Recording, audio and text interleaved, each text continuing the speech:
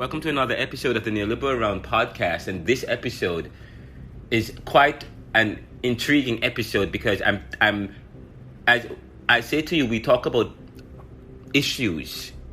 We talk about the issue of power and how power and its strategies creates or poses problems for progress or for society.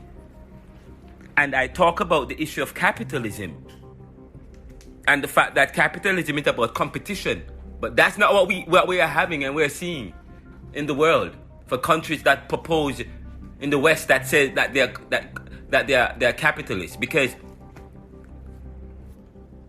the issue of monopolism or cartelism, cartelization, or the whole reason of having antitrust laws is because some companies, once they arrive, they become too big, they are able to stomp out the competition through various means, through various strategies. And that's what is happening to the neoliberal and to several other companies, where those who currently have power are trying everything to hold on to power. The same thing that's happening in Russia with Russia and Vladimir Putin. He's trying to hold on to power, and they use various strategies that pose problems for society, and because it poses problem for people. But here it is that the United Nations have a 2030 SDG goal as to eliminate poverty. Okay? And also by 2030, by investing in the human capital. Okay? But how is that possible when you have people who have power who are trying to keep out the competition? You know, I said to you, we're about to have a launch. The Neoliberal Corporation is about to launch. We're about to relaunch. And in fact, I say to you, we're about to relaunch, and we're doing some major things here at the Neoliberal. And recently we've come under tremendous attack. Even just now, my IT director called me from Jamaica to say that his computer is crashed. The systems have shut down. And, recently I was speaking to one of my fraternity brothers, and I was telling him that the Neoliberal Corporation now offers, web hosting services, high-speed web hosting, VPS and so on, mobile applications, inventory management, and he pays $30. But he said he pays $30 an hour. I said, why are you paying GoDaddy $30 an hour? And they shut you down. He was pointing me to his website, a businessman who's in the business of lending. But when I went to his website, it says error. But there is a payment issue. Businesses are going through a lot. The small man. But yet still, we are hearing that we have... And I said to John Castro some time ago, and I said it to my fraternity brother, Nolan Fontaine, and several different people, is that the financing, the funding, the help is not reaching communities. And they set up certain strategies that prevent reach and access. Say, for example, you are lending. It's not easy to set up a bank when you attach it to certain systems that requires you to have a particular app. So now they join forces with other groups to make it hard for persons who are already dealing with issues to get out, to come up. You know, and we've come under tremendous cyber malware, tremendous threats. Our social media feeds have been attacked, and it's been attacked not just by the people on the fringes, but the authorities, people who have power, people who are supposed to be helping to prevent and mitigate these things. You go on your VPN and you go on your report, and you are seeing Russia on your systems, Arlington, Virginia on your systems, trying to break into your systems. These are some of and there are severe issues. Recently we heard of Capital One, and I think it was Equifax or Experian, one of the Equifax. There was some settlement was reached because of some major identity theft.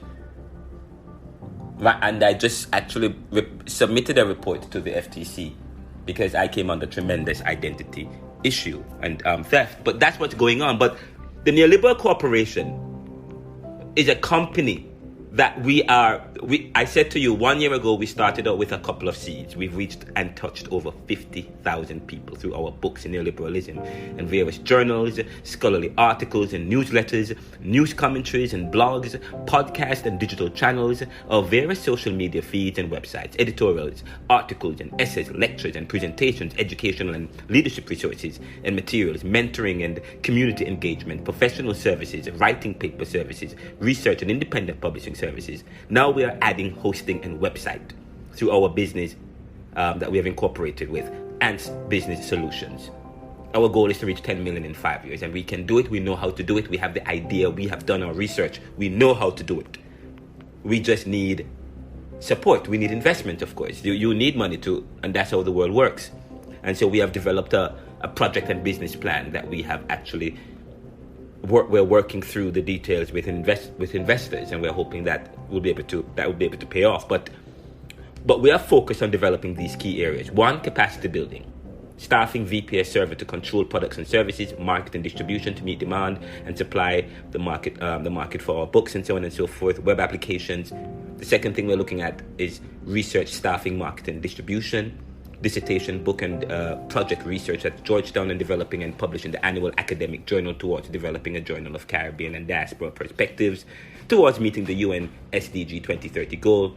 The third one we want to do is leveraging technology and network marketing, distribution and copyright protection. We want to develop that. We're also looking at studio equipment and office space, printing, digital media, technology for podcasts and media channels, studio for admin operations and bookstore to facilitate and promote local talent.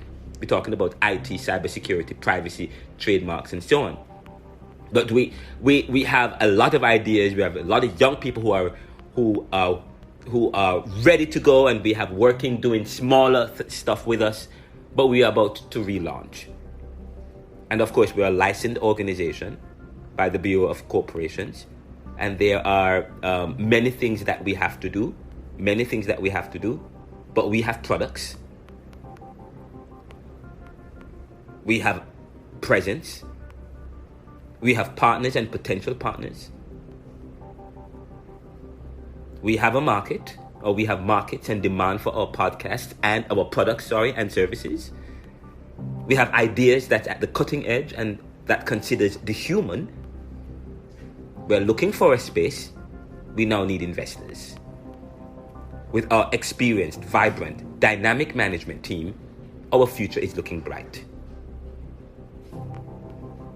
Why is it bright? Because we've discovered and are experienced at leveraging technology and networking effectively, using social media to scale and generate traffic. We will be aggressive, using our opportunities that's available to us.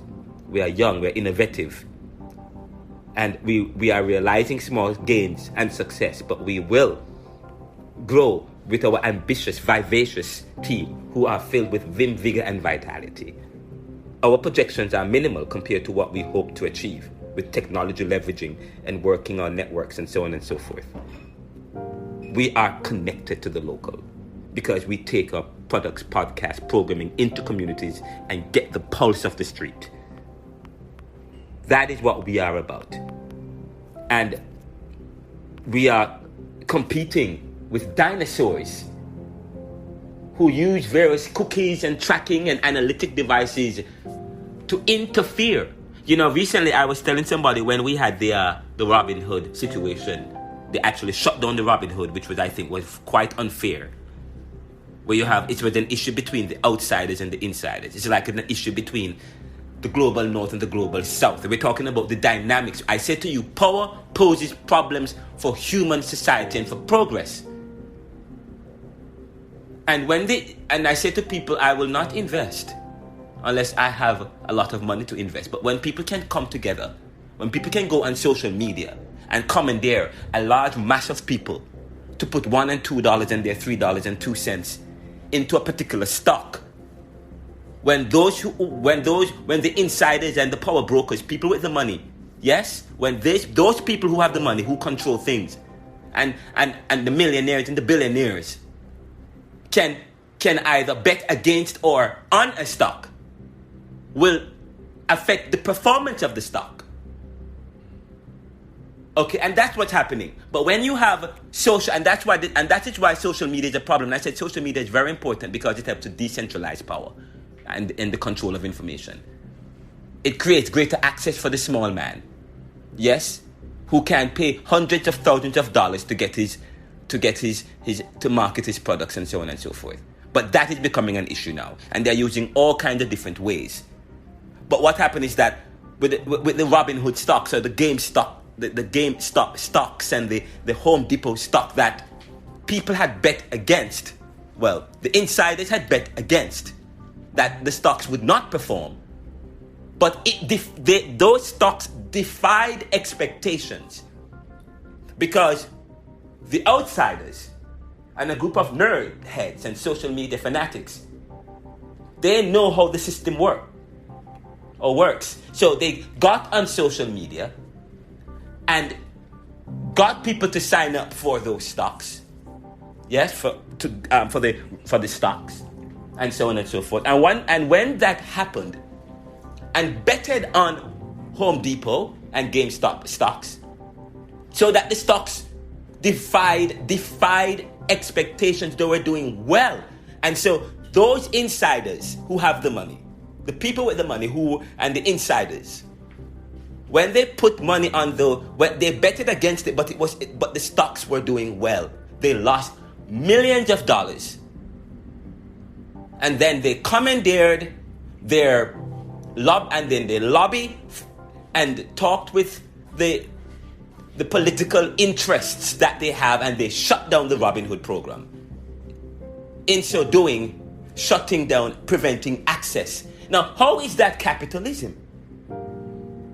How is that fair competition? That is what is happening in society, and that is what I study. I study power.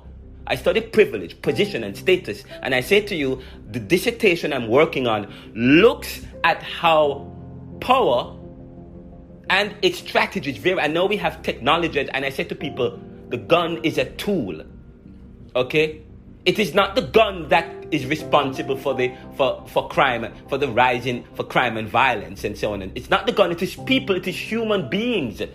We are responsible. Our ideas. We are blaming the wrong things. People are blaming an inanimate object, the gun. That is quite unacademic and absolutely ridiculous. Okay? That makes no sense. Because no matter what you do to prevent or to control the access to guns or whatever it may be, and of course, part of the problem, many persons were unwilling to cooperate with reforming the gun laws that we have. Because they stand a chance of not making enough money. But of course, there's also the issue. People are very creative. Human beings are creative. The human beings can navigate and go around that by doing what? Creating an underground market. You look to countries like Jamaica. Look to countries where you have high crime rates.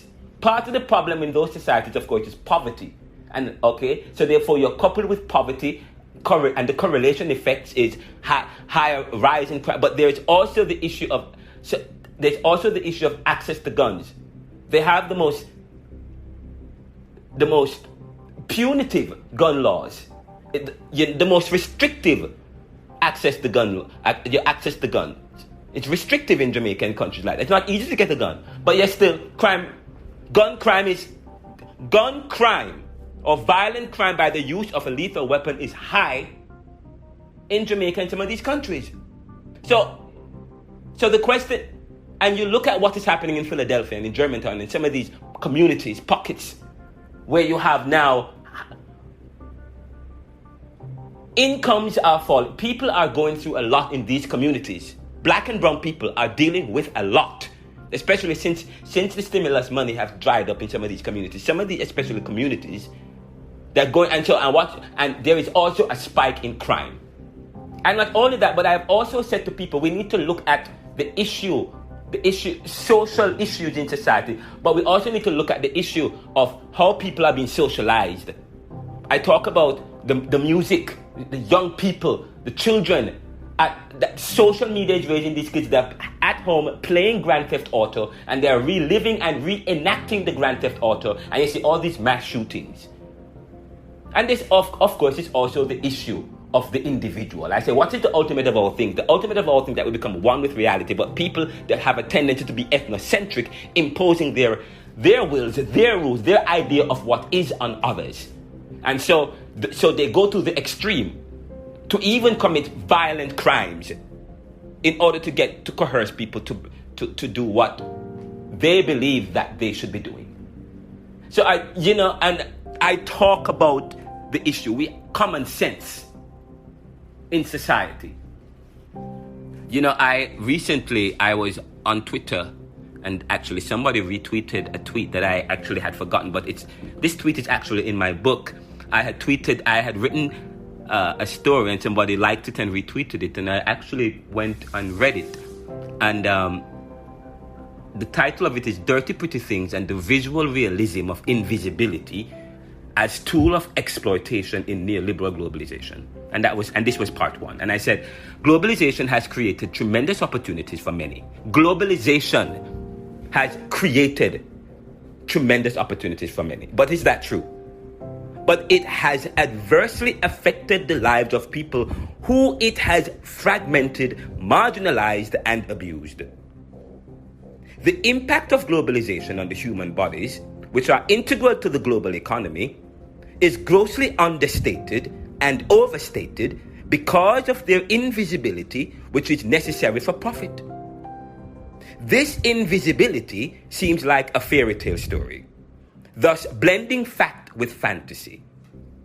However, this is strangely true. This is strangely true. The global human eyes are blind to some of the most intricate and inhumane realities of this postmodern world. We are oblivious to the mechanical economic order that has created invisible people, usually of color, and from the global south, and as a consequence, they are susceptible to economic and sexual exploitation. Hence, as a black immigrant from Jamaica, I am all too happy that visual media, and such as the film Dirty Pretty Things, but not only that, social media, well, let's not add social media yet, Dirty Pretty Things, captures and exposes this invisibility and consequent vulnerability of the unseen migrant people of the South to sexual and economic exploitation.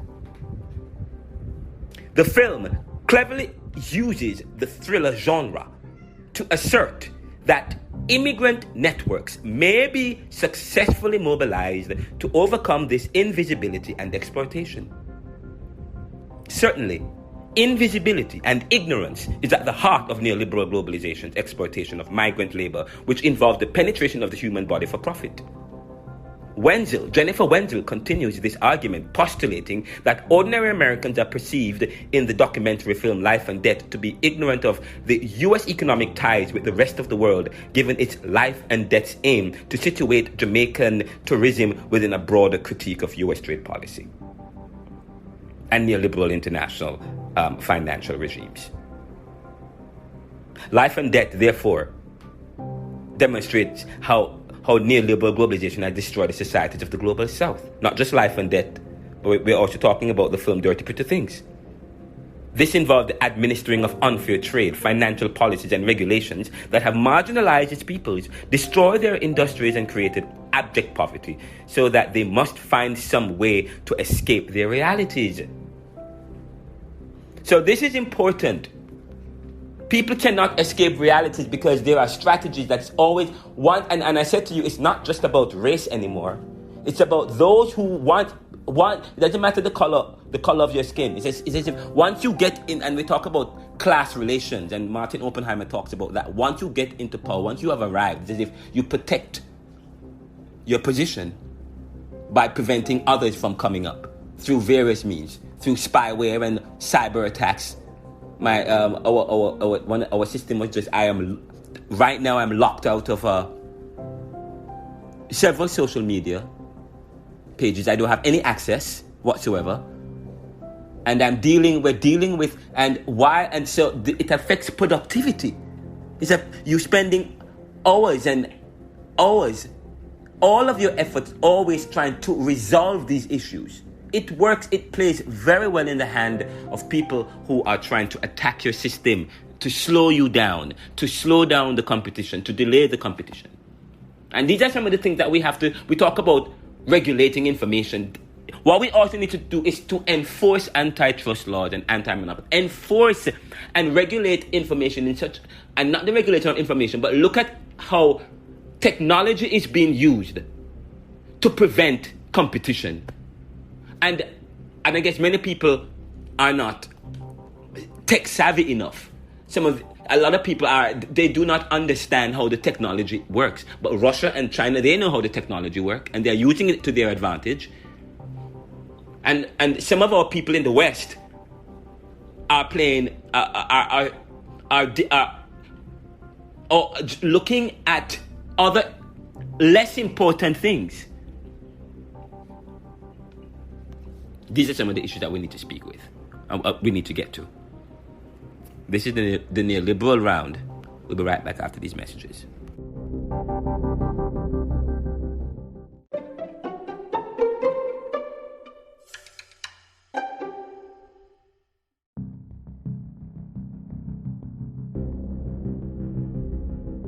Welcome back to the Neoliberal Round podcast. I actually wanted to share a conversation I am having with LinkedIn, actually, regarding a very important issue, because some time ago I had sent a message saying, indicating to LinkedIn that I have been locked out of using one of my pages. Send a message to LinkedIn, one of the co-chair, saying that I've been locked out of my main profile, and that I'm using my business page to connect because I've lost all access to my primary LinkedIn profile. And I sent a link to my profile, and I was locked out about approximately 9:15 p.m. yesterday. I was on LinkedIn via my main profile and received a notification from LinkedIn app. I received a notification from LinkedIn or suggestions or recommendations to add some connections. So I started adding connections, and I added a few connections from the multiple suggestions that LinkedIn provided on the app.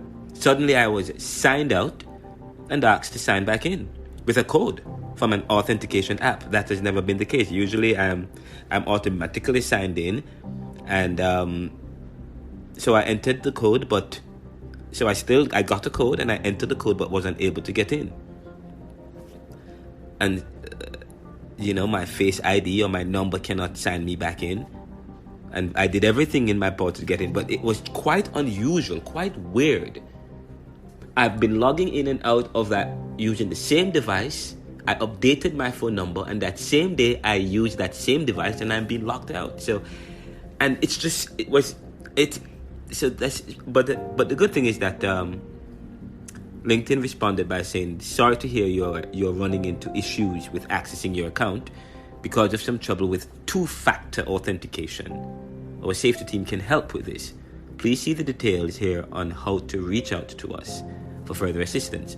But I said to, and of course, while trying to, I have discovered what the issue is, and that is why I am sharing this, because for persons who is in the digital world, I responded to LinkedIn help by saying, thank you.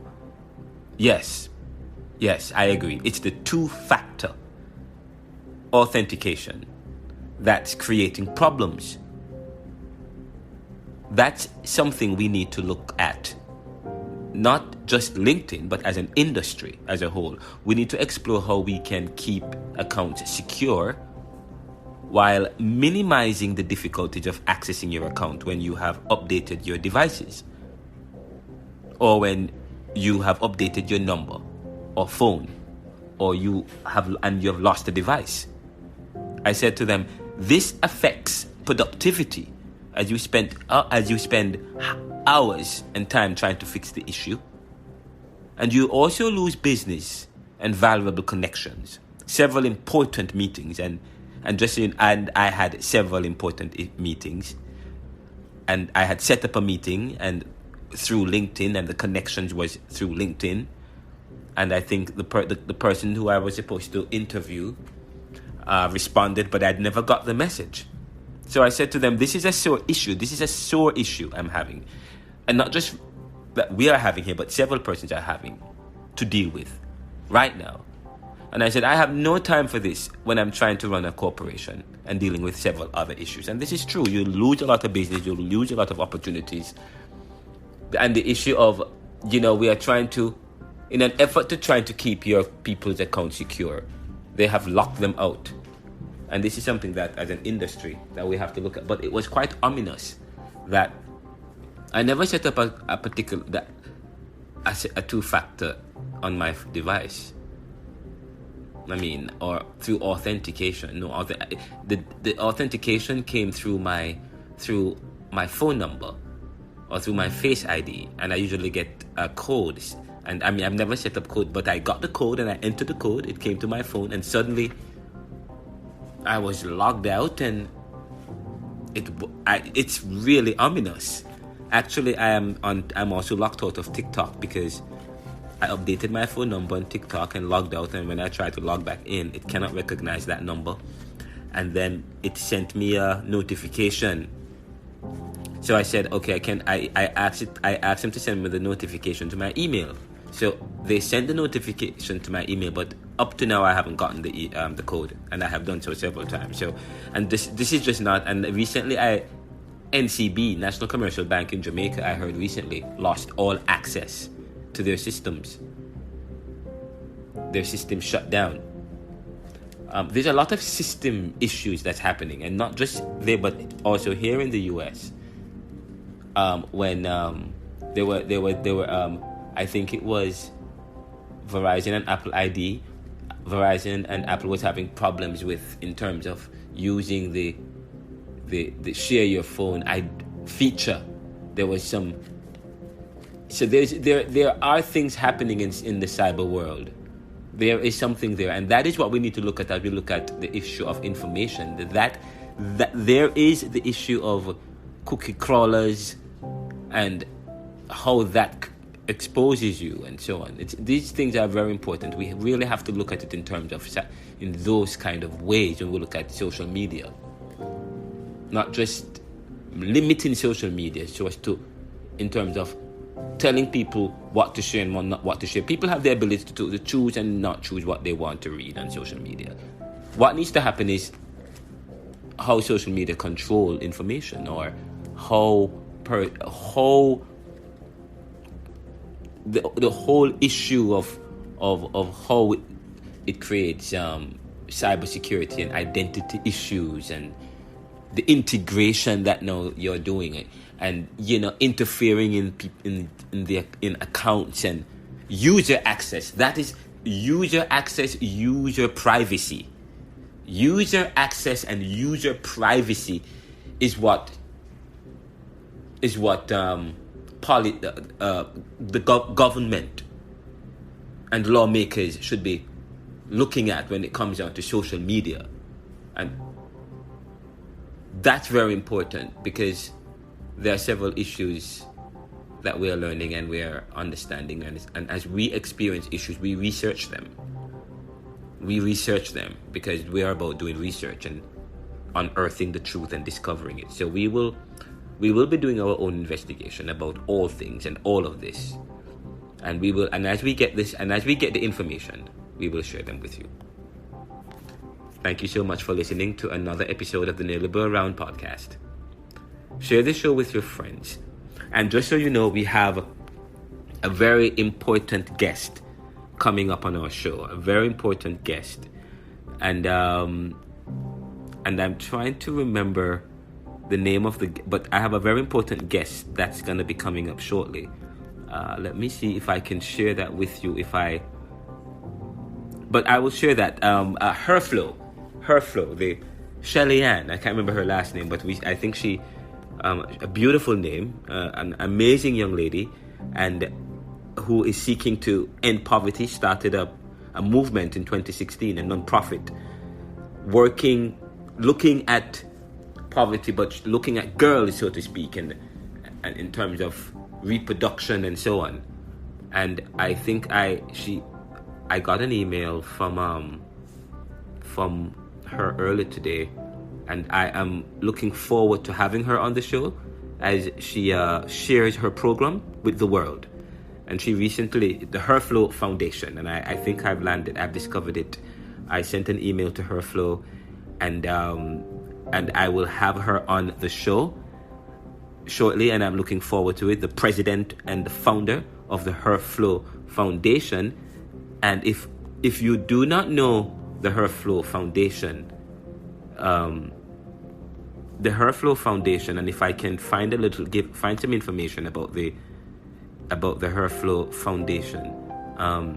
I said to her, I'm Ronaldo McKenzie. I'd love to connect and to have you on the show and to do an article on your work. This is positive and inspirational. Others would benefit greatly from your story and may want to support you. So I'd love to promote you and learn from you.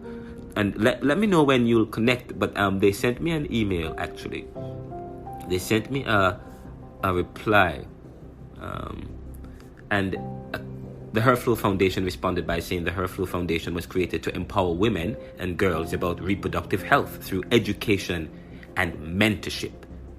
Our flagship project is to end poverty, the inability to afford menstrual products when needed in Jamaica. We focus most of our work in schools, ensuring that girls don't miss classes because of period poverty.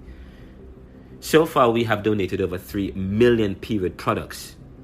And then, of course, they're asking us to donate to their drive. And they actually have a page. And she said, together we can permanently do something about period poverty, because she doesn't have to choose between her period and her education. Very important. And that's from Shelley-Ann Weeks. Shelley-Ann Weeks, Executive Director of the HerFlow Foundation. And if you want to know how you can contribute or donate to the HerFlow Foundation, I will have her on my show. And I will have her on the show. And she will have an opportunity to actually talk about the program. But if you want to follow her, follow HerFlow, it's HTTPS. HerFlow is actually, just look for HerFlow, HerFlow. And they're on Twitter as well. Embrace HerFlow on Twitter. And the website for the HerFlow Foundation is www.embraceherflow.com. And very good work. I actually published an article, and it's part of the revised edition of Neoliberalism, Globalization, Income Inequality, Poverty and Resistance. Part of the revised edition, the updated version of the current book that I have out, looking at redistributing income to the poor and comparing TANF with the social assistance program in Jamaica. But I also make comments on poverty and looking at the issue of abject poverty. And even in the current book, Globalization, I talk about poverty and with COVID and so on. And even right now in America and what's happening in certain pockets in black and brown communities. And you find the spike in violence in these communities correlates with the harsh realities, the social decays and the harsh realities of poverty. And not just poverty, people are falling into abject poverty as well. And but at the same time, thinking about how we can be flexible, looking at how work life is changing in America, and how the new generation now have to build on top of what was there. But for the older generation to be more flexible and to be more forward thinking, and to looking at the digital technology and how young people can now maximize their talents and make it into and become entrepreneurs, doing their exercising their entrepreneurial prowess while at the same time still working. And I actually had an interview with World Education Services today. I had a meeting with them earlier today talking about recruitment and looking at recruitment, and one of the things we discussed was looking at the flexibility in work life. Say, for example, look at what the most productive period of especially people between 18 to 29 to 32. or 40, especially the younger generation, 18. The most productive period is between 11 o'clock and, in terms of working, between 11 o'clock. So the whole way of having people come to work at 8 o'clock to serve a population that usually gets up at 8. Now, as we move into 21st century, people are getting, we have to, I'm not going to get into it too much now, but you see where I'm going, you understand? Between 11 and 4 o'clock or 5 o'clock. So that's when I actually was the talent manager at one of the branches at Lord and Taylor's. And when you look at the scheduling, you look at the scheduling in terms of people and how they work. So you don't expect an 18-year-old to come in at 7 o'clock. That is absolutely ridiculous. You're setting up the person for failure. But that's what we're about at the Neoliberal Corporation, with critical thinking, facilitating it and also promoting it, and so on and so forth. And continue to work and journey with us. Take care.